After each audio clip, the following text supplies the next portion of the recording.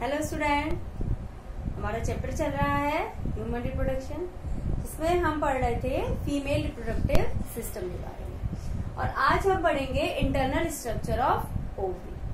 तो ये हमने ओवरी का डायग्राम बनाया है। ओवरी के अंदर क्या क्या प्रोसेसेस होती है हम इस डायग्राम से समझेंगे। तो ओवरी के ऊपर एक प्रोडक्टिव कवरिंग पाई जाती है जिसे हम कहते हैं ट्यूनिका एल्बुजिना, और ये एक फाइब्रस कवरिंग होती है। ओवरी की वॉल बनी होती है जर्माइनल एपिथीलियम की, यानी जो जर्माइनल एपिथीलियम है उसकी सेल्स क्या हैं? Germ cells.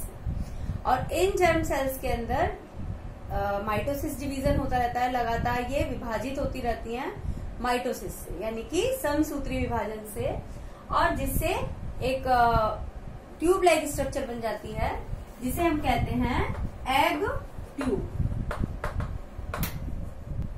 अब इस एग ट्यूब में से केवल एक ही सेल ग्रोथ फेज के अंदर जाती है, बाकी सारी सेल उसके चारों तरफ कलेक्ट हो जाती हैं और एग नेस्ट बनाती हैं। जो हमारी ओवरी होती हैं उसके अंदर केवल एक ही मैच्योर फॉलिकल बनता है। दोनों ओवरी में केवल एक मैच्योर फॉलिकल बनता है, और उस ओवरी के अंदर बनता है जिसके अंदर FSH की सप्लाई ज्यादा होती है, फॉलिकुलर स्टिमुलेटिंग हार्मोन की सप्लाई ज्यादा होती है।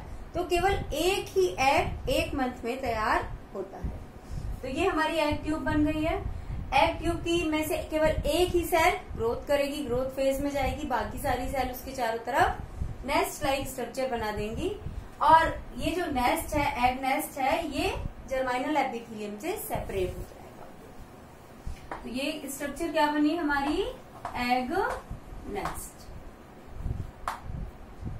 अब ये जो फॉलिकुलर सेल है, ये सेल फर्दर डिवाइड करेंगी, ये डिवाइड होती रहेंगी माइटोसिस से, और मल्टी लेयर एक स्ट्रक्चर बन जाएगा, और इसे अब हम कहेंगे इमैच्योर फॉलिकल। ये बन गया हमारा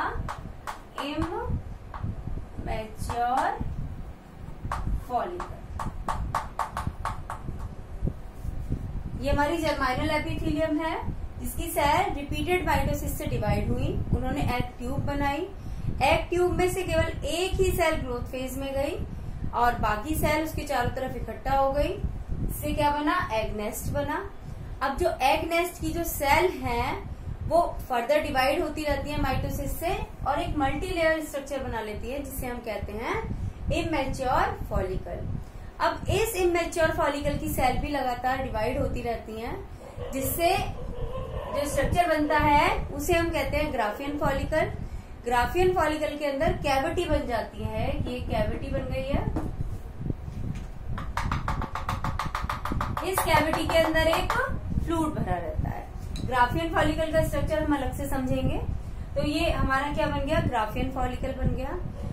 अब एग फॉर्मेशन के 14th डे, जब एग फॉर्मेशन हो रहा है उस समय जो 14th डे आता है उस समय ओव्यूलेशन की प्रोसेस होती है, यानी कि ये जो ग्राफियन फॉलिकल है वो रप्चर हो जाता है, फट जाता है, और इसमें से ये जो हमारा सेकेंडरी oocyte है वो बाहर आ जाता है।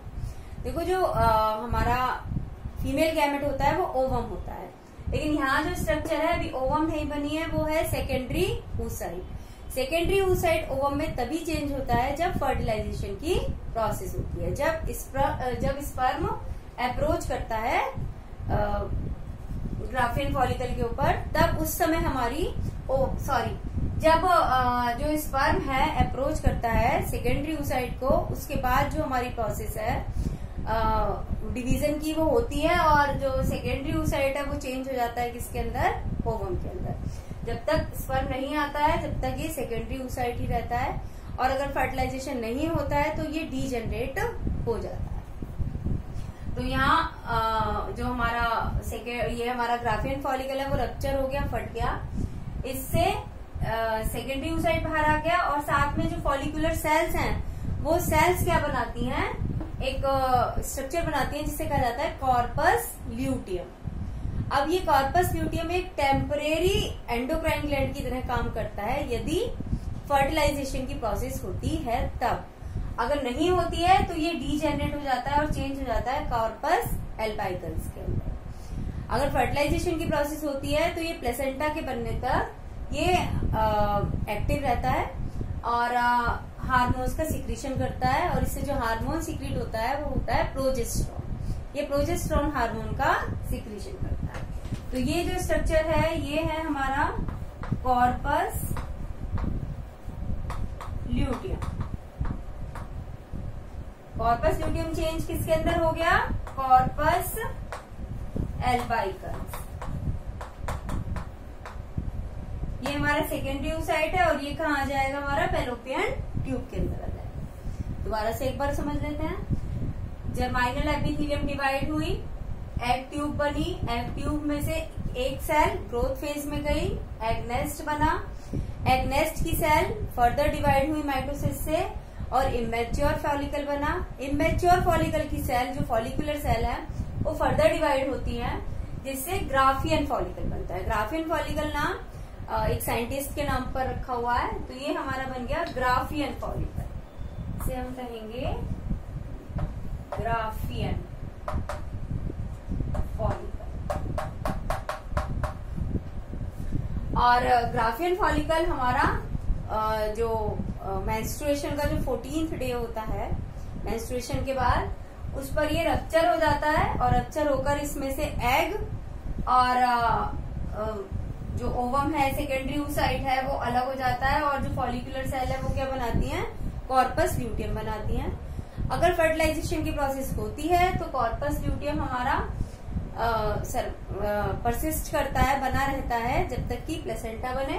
अदरवाइज ये डीजेनरेट हो जाता है और बन जाता है कॉर्पस एल्बाइकन्स। और ओवम हमारा कहाँ आ जाता है? फैलोपियन ट्यूब के अंदर आ जाता है। और जो फर्टिलाइजेशन है अगर होगा तो कहाँ होगा? वो फैलोपियन ट्यूब के अंदर ही होगा। अब हम स्ट्रक्चर देख लेते हैं ग्राफियन फॉलिकल का। ये हमारा सेकेंडरी oocyte है। इसके ऊपर जो लेयर है सेल्स की उन्हें हम कहते हैं डिस्कस प्रोलीजेरस। उन्हें हम कहते हैं डिस्कस प्रोलीजेरस। जो बाहर वाली लेयर है, सबसे बाहर वाली लेयर कहलाती है थीका एक्सटर्ना, उसके अंदर वाली लेयर कहलाती है थीका इंटरना।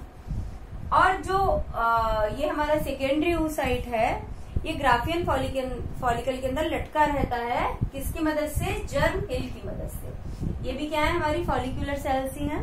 ये स्ट्रक्चर बना लेती है जिससे कि हमारा जो सेकेंडरी oocyte है उससे हैंग रहता है। ऐसा नहीं है कि वो उसके अंदर तैर रहा है, वो उससे लटका हुआ है। और एक कैविटी बनी हुई है। इस कैविटी के अंदर एक फ्लूइड भरा रहता है जिसे हम कहते हैं फॉलिक्यूलर फ्लूइड, क्योंकि उसका सिक्रीशन कौन कर रहा है? फॉलिक्यूलर सेल्स ही कर रही है। तो इस तरीके से ये हमारा ओवरी का इंटरनल स्ट्रक्चर है और ये हमारा ग्राफियन फॉलिकल है। तो आज का हमारा टॉपिक यही कंप्लीट होता है। आपको ये सारी स्टेजेस क्लियर हो गई होंगी और वीडियो को लाइक जरूर कीजिए और चैनल को सब्सक्राइब करना ना भूलिए। Thank you.